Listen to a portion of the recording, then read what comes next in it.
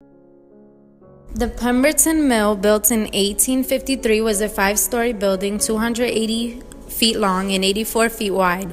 Was financed by John A. Lowell and his brother-in-law J. Pickerman Putnam, who sold the mill to George Howe and David Nevins during a financial downturn. Howe and Nevins, ignoring load limits, extra heavy machinery had been crowded into the upper floors of the factory in an attempt to boost its profits.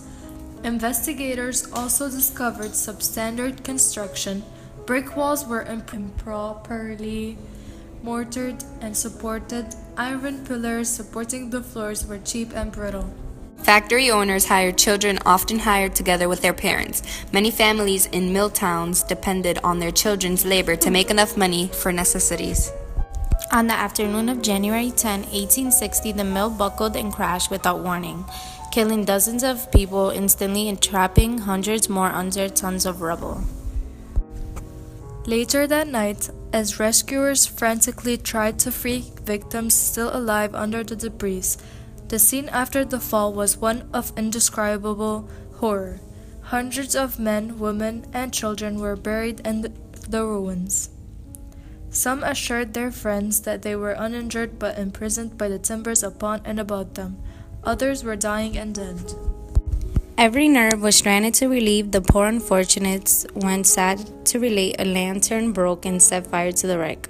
In a few moments, the ruins were sheets of flames, trapping 900 workers, most of them recent immigrants, many women and children. Up to 145 people, mostly Irish and Scottish female workers, are believed to have been killed by the collapse and the subsequent fire, and almost 300 more were injured. Researchers say there are three main causes that led to the total collapse of the mill. First, its structural system was inherently weak due to its mill's excessively large windows and thin walls. Second, its construction period was much shorter than other mills at the time in New England, suggesting possible quality problems during construction. In fact, one of the original cast iron support columns was found to have an irregular cross-section, evidence that the engineer on the site didn't do their jobs. And third, heavily machinery used in cutting and punching textile was excessively loaded on the mill's fourth floor on the day of the collapse. The Pemberton Mill was completely rebuilt and still stands.